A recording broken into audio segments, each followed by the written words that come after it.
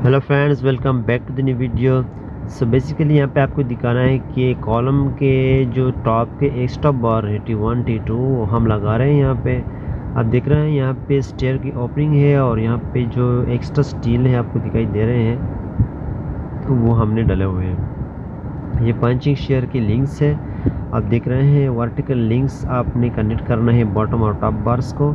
सो ये भी एक मेथड है। एक और भी मेथड होता है जो बीम की तरह हम रिंग डालते हैं, लेकिन ये सिंपल सा है, लिंक दिए हुए हैं और हमने वो डाले हुए हैं। मैं ड्राइंग में भी दिखा दूंगा, ठीक है। यहाँ पे हम एक्स्ट्रा बार जो कॉलम के दोनों डायरेक्शन में होता है वो हम डाल रहे हैं। T1 हो चुका है, T2 बार है, ठीक है। आप देख रहे हैं T2 यहाँ पे हम लगा रहे हैं। दूसरे कॉलम का T2 जो टॉप का एक्स्ट्रा है वो यहाँ पे मिल रहा है और लेपिंग हो रही है। सो ये कोई मसला नहीं है। यहाँ पे डेप्थ हमारे पास 24 सेंटीमीटर है। चेयर देख सकते हैं काफ़ी स्ट्रांग है, तो टांग के आपने सही लगाने हैं, ठीक है फ्रेंड्स।